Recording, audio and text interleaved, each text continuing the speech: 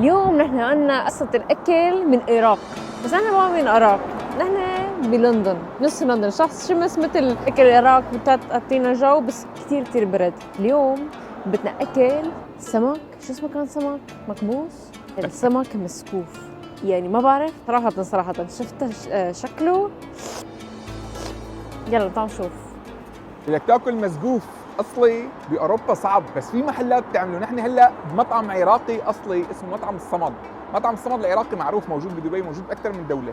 فاليوم رح ناكل سمك المسقوف.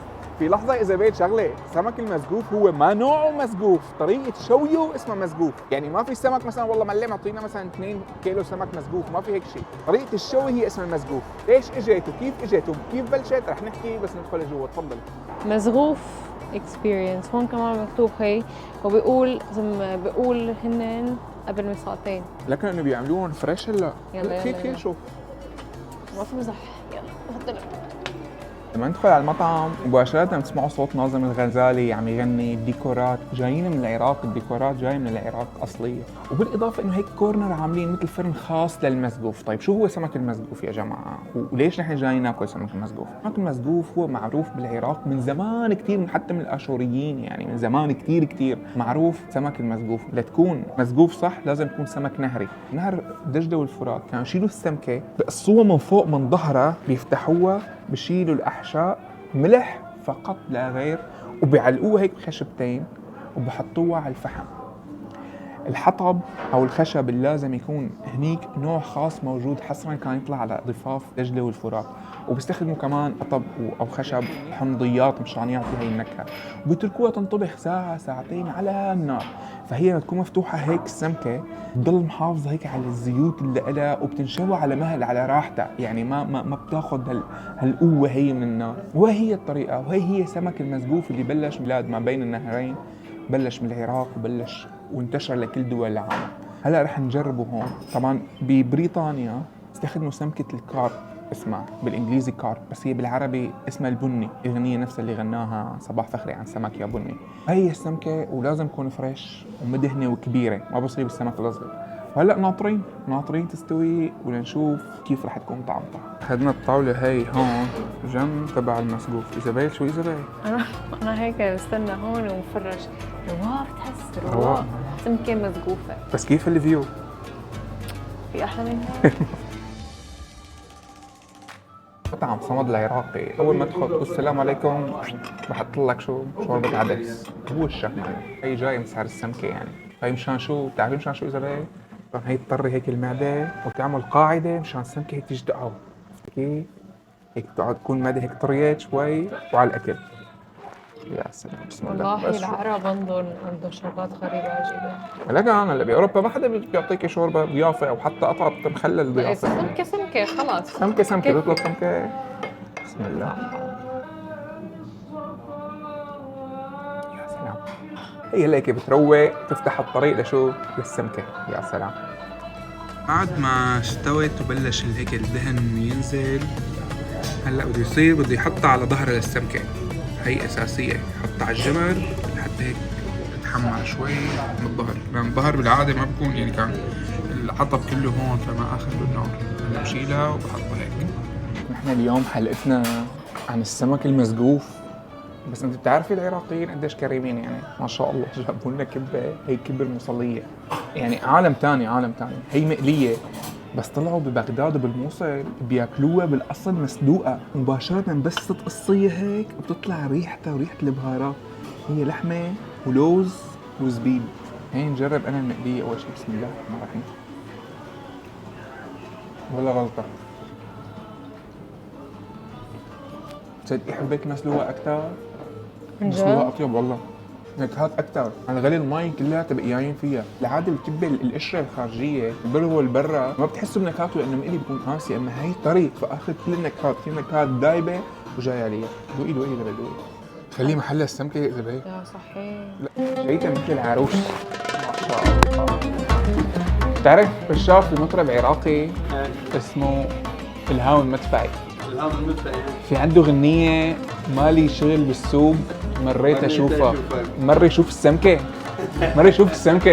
على فكرة عم بمزح، هي مقصة حقيقية من عندي هيك لايف. هلا هي كم كيلو تقريبا؟ 3. 3 كيلو. بالعاده بتنزلوها لكم شخص؟ يعني اكو شخصين ياكلوا، وفي 3 و4. بس هي سمكه مع ماجستير ما شاء الله.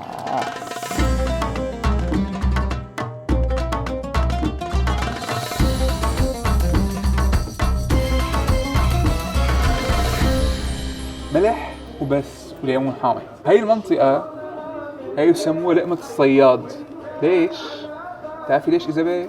لأنه هاي ما فيها عظم وبتكون كتير طرية. يا سلام، ليك هذا الجيب كله تحمص. يا سلام، هاي لقمة الصياد. يا سلام. طبعا شو بيلبق معها هاي؟ بصل. هذا إن البصل الأحمر، هذا البصل الأحمر كمان شغلة كبيرة. بسم الله.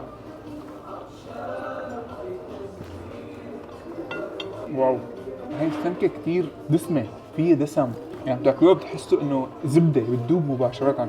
هي هذا لازم يكون هيك، يعني لازم يكون سمك دسم، يعني ما بيمشي حاله غير بهذا السمك، السمك عن جد دسم.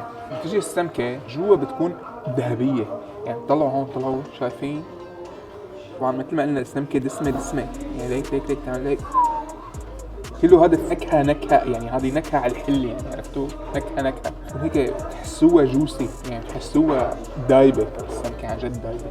هي حسنا الناس بتاكل بايد على فكرة، ما بتاكل غير بايد، شوكة وسكينة ويمشي حال معها، وبيجي معها رز أحمر تمام هيك بتاكل. بسم الله. هلا بنحقق بصلة عن جد رهيبة. أنا بقول لك هيك طلعي دسم هيك، شايف الدسم؟ هي اللحمة دسمة. وفينك كمان شو بتعملي؟ فينك تاكليها بالخبزة، لأنه بتيجي خبزة، بجيب خبز عندهم تنور بيعملوها فريش، فكمان فينك تاكلي بالخبز. نرجع على هي المنطقة الرهيبة. طيبة بالخبز بالرز لحالها طيبة. بس في شغلة، هذا صوص مشهور بالعراق، كل أهل العراق بيعرفوا، هذا اسمه عنبة. هذا معمول من المانجو، اساسه مانجا، اسمها المانجا الحلوه، المانجا الحامضه، فنجربه معه. هي مع العنبه، كاري مع مانجو، بندوره، شويه بهارات، كزبره واضحه فيها، طيبه كثير، يعني بيعطيها نكهه قويه، كثير قويه، كثير ظريف هذا. طيب انت ما بدك تجربي تعطينا رايك اسئله زباين؟ يلا هيك لحاله. تعرفوا كلهم هذا الحشب شفنا هني؟ خشب حطب. خشب. خطب. تحس بهذا اللقمة، تحس كله هذا الوقت ساعتين بالنار، تحس كله اللقمة هيك بدك هيك دخول لجوا اللحم من جوا ولحمة شو جوسي. يا ويلي بس هيك ياي بيستاهل، والله بيستاهل. يعني عجبك الاكل العراقي؟ كثير. انا كان قبل اكل الدولمة شو طيبة بس هي كمان يا ويلي. يعني بس كان بدي افرجيكي كيف بيعملوا هي السمك المسقوف، شو اصلها وشو تاريخها. سمك المسقوف كثير دسمه، كثير طيبه، مليانه نكهات، صوصات، البصل لازم يكون اساسي معها.